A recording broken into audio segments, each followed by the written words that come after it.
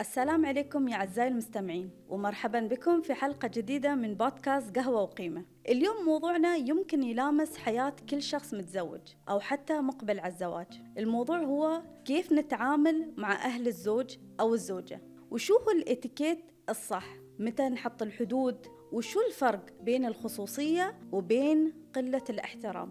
هل من حقي كزوجة أو زوج أقول هذا الشيء يخصني نحن فقط؟ وهل أصلاً نقدر نتفق على حدود من أيام الخطوبة؟ ولا يعتبر هذا تدخل في العلاقة أو قلة احترام للأهل؟ أسئلة كثيرة تدور في بالنا، ويمكن تكون سبب توتر أو مشاكل بدون ما نحس. خلونا في هالحلقة نتكلم بالصدق ووعي عن كل هالمواضيع، ونحاول مع بعض نرسم حدود تحافظ على حبنا وفي نفس الوقت ما يحسس الطرف الآخر بالتقليل. بيني وبينكم خلال الاستشارات اللي مريت عليه وايد أسمع جمل تتكرر: هذا ولد أمه، هذه بنت أبوها، أهل الشريك يتدخلون في كل شيء، هم سبب المشاكل، يمكن حتى سبب الطلاق.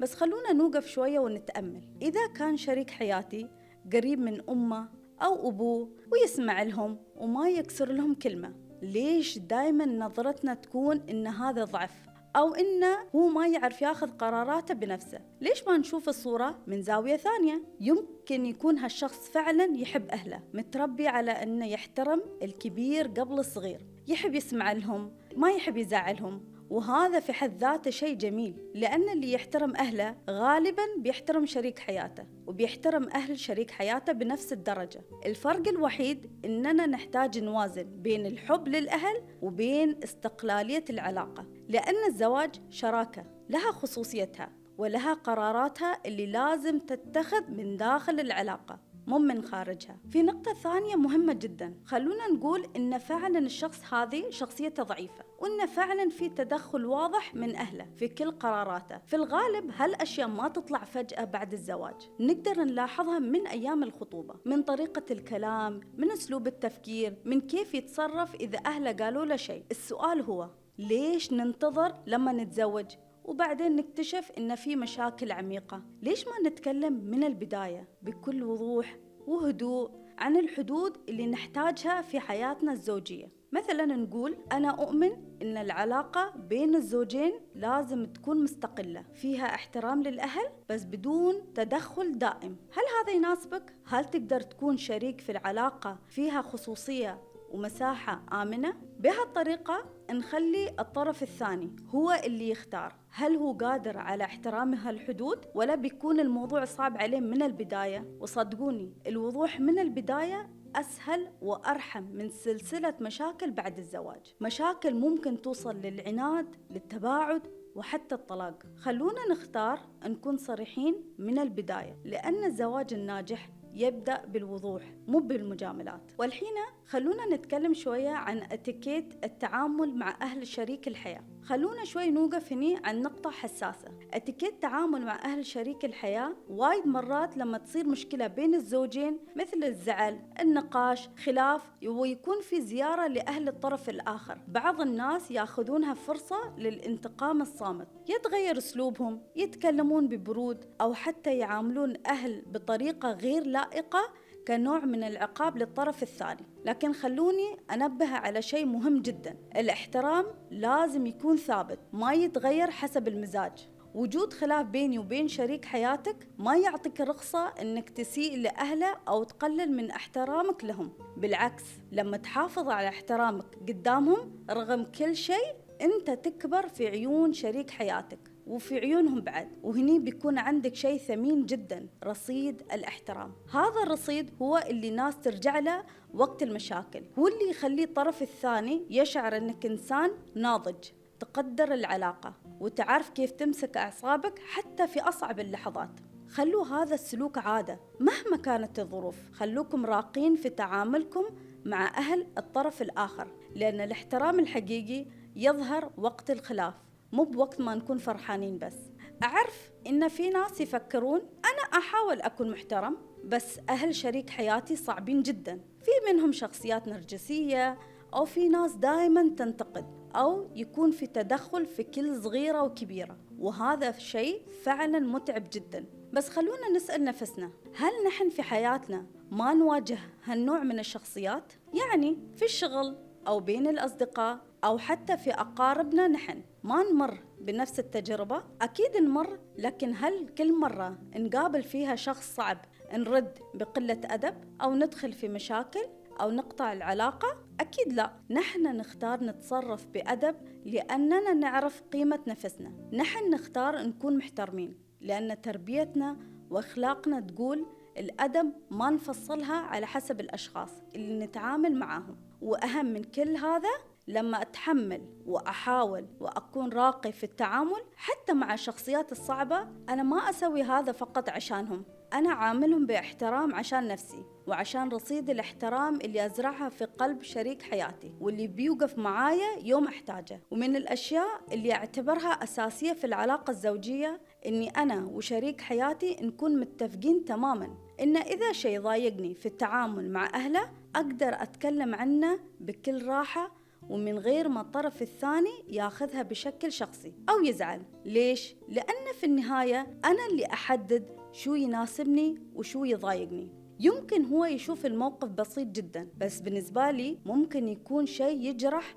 أو يقلل من احترامي أو يخليني أحس بعدم الأمان. وطبعا مهم إني أكون واقعية، ما أوقف عند كل تفصيلة صغيرة أو كل تصرف نقدر نعديه. في فرق بين حساسية مفرطة وبين موقف فعلا يحتاج وقفة. بعطيكم أمثلة بسيطة. مثلا إذا والدته كل مرة تنتقد لبسي أو أسلوبي قدام الآخرين، هذا ممكن يكون مزعج ويخليني أفقد ثقتي بنفسي. أو إذا أحد من أهله يتكلم عن قرارات بيننا ويفرض علينا رأيه ويضحك وكانها مزحة، يمكن هو يشوفها عفوية بس أنا أحس تدخل. ولما أتكلم مهم جدا أوضح إني ما أتكلم عشان أسبب له مشاكل مع أهله ولا عشان أخرب علاقته معهم، بالعكس أتكلم عشان نحمي علاقتنا ونمنع أي تراكم يخلق فجوة بيننا في المستقبل. وبنفس الطريقة لو شريك حياتي شاف تصرف مني ما يناسبه خصوصا قدام أهله،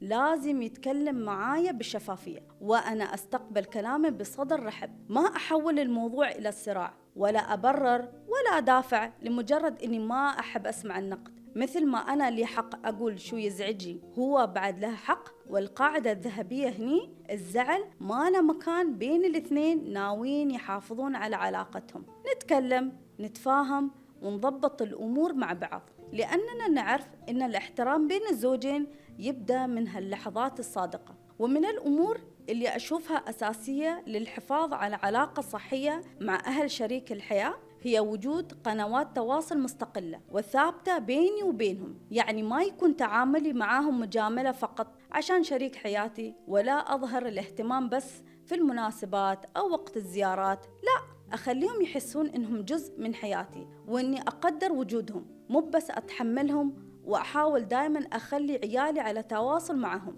لأن هالعلاقة ما تخصني أنا فقط، تخص أولادي بعد. وأهم شيء أربيهم على الاحترام. حتى لو مثلا في يوم من الأيام صار بيني وبين أهل زوجي زعل، هذا ما يعني أن عيالي يقطعونهم أو يتكلمون عنهم بطريقة غير لائقة. ليش هذا مهم؟ لأن التواصل الدائم يصنع ألفة، ولما يكون في تواصل مستمر الزيارات تصير خفيفة وما تكون عبء نفسي. وبصراحة من خلال الاستشارات مرت علي حالات ناس تجي الجلسة وهم يعانون من نوبات القلق والتوتر كل ما قربت زيارة أهل الشريك. ليش؟ لأن ما في تواصل بيني وبينهم. كل زيارة عبارة عن مواجهة مفاجئة، وما في مواضيع يتكلمون فيها، وما في ألفة تخلق راحة وأمان. لكن لو أنا متعودة على وجودهم وأعرف شو صاير في حياتهم وأشاركهم أشياء بسيطة عن يومي، تلقائيا بنتقابل ونفتح مواضيع بكل أريحية. بس هني لازم ننتبه لأمرين مهمين. شو أشاركهم؟ مهم أكون متفقة مع شريك حياتي، لأن ممكن في أمور خاصة هو يفضل ما تنقال لأهله، وأنا لازم أحترم هالحد وكيف أنا أقدر أسمعهم. يعني إذا أخت زوجي خبرتني عن مشكلة مع زوجها، ما أستهزأ ولا أقلل من اللي هي تمر فيه، ولا أبدأ ألومها أو أقول لا أنت غلطانة حتى لو فعلا أشوف إنها غلطانة. الأهم إني أسمعها وأتعاطف معها، وهذا اللي يبني ثقة بيني وبينهم. في النهاية العلاقة مع أهل الشريك لو بنيناها على الاحترام والتواصل الصادق راح تصير مصدر دعم مبعب. ومن الأشياء اللي يعزز العلاقة مع أهل شريك الحياة هو أني أكون موجودة معاهم في المناسبات وشاركهم في التجهيزات والتحضيرات، لكن بحدود ومن باب التعاون، مش من باب التظاهر أو المجاملة فقط. يعني مثلا إذا أحد من أخوة شريك حياتي بيتزوج، ما فيها شيء لو سألتهم تحتاجون مني شيء، أحب أساعدكم إذا وقتي يسمح، لكن لازم أوضح لنفسي أولا أني أنا أقدر فعلا أساعدهم، هل فعلا وقتي يسمح، هل عندي طاقة نفسية، لأن لو عرضت المساعدة مجاملة وبعدين هم فعلا اعتمدوا علي وأنا اعتذرت في آخر لحظة، هذا ممكن ينعكس سلبيا على العلاقة ويعطيهم انطباع إني غير ملتزمة أو أعرض المساعدة بس بالكلام. متى تكون مساعدة قيمة؟ لما أقدمها بحب وبنية طيبة وبدون ما أحسس الطرف الآخر إنها تدخل في خصوصياتهم ولا أتجاوز حدودي. ومو بس المناسبات، حتى في الإجازات والعطلات ممكن أخطط معاهم لطلعة أو سفر بسيط أو حتى عزيمة عائلية، لأن هالذكريات تبني ألفة وتفتح قلوب وتخفف أي توتر. لكن أهم من كل هذا إني أكون متفقة مع شريك حياتي من البداية، لو صار أي موقف أو سوء التفاهم أو زعل خلال هالزيارة كيف بنتصرف؟ هل بنتكلم في لحظتها ولا نتفق إننا نأجل الحوار لين ما نرجع البيت عشان ما نحرج بعض ولا نخلي الأهل يحسون إن في مشكلة؟ لأننا لما نكون فريق واحد حتى لو مرينا بموقف محرج نقدر نعديه بهدوء ونحافظ على صورتنا وعلاقتنا قدام الكل. من الأشياء اللي دائما أقولها خلال الجلسات إن أهم مهارة نحتاجها في علاقتنا مع أهل شريك الحياة هي المرونة والتسامح.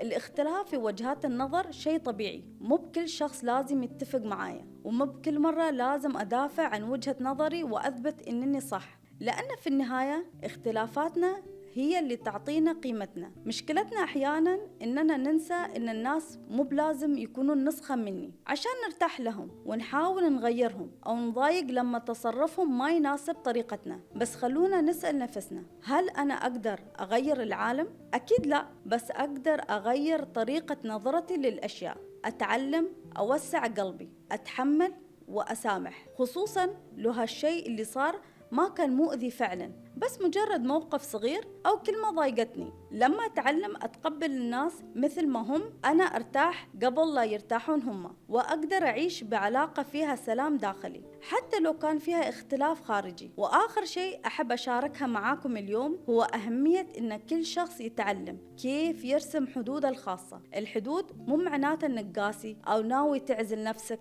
بالعكس، الحدود هي احترام للنفس واحترام للطرف الثاني بعد. ولازم أتعلم فن الرد، كيف أقول هذا شيء يزعجني أو أنا ما أرتاح لهالأسلوب من دون ما أجرح، من دون ما أخلق أزمة أكبر من الموقف نفسه. ومهم أكون واعية إن في بعض الأوقات ممكن أحد من أهل الشريك يتجاوز حدودي بنية أو من غير قصد. هني أول خطوة دائما إني أكلم شريك حياتي مثل ما اتفقنا من البداية، نحن نشارك بعض إذا شيء ضايقنا من أهل البعض، أشوف هو كيف يتصرف. إذا هو نبههم بطريقته والموضوع ما تكرر، تمام، أنا ما أحتاج أتدخل. لكن إذا كلمته وما صار أي رد فعل منه والموقف تكرر مرة ورا مرة، هني لازم أتحرك بس بهدوء. بعطيكم بعض الأمثلة لأسلوب الرد المحترم. لو أحد تدخل في قرارات بيتي، أقدر رأيك بس أنا وفلان نحب نقرر لهالأمور بروحنا. لو حد انتقدني بأسلوب جارح، أقول له أنا أتفهم من عندكم رأي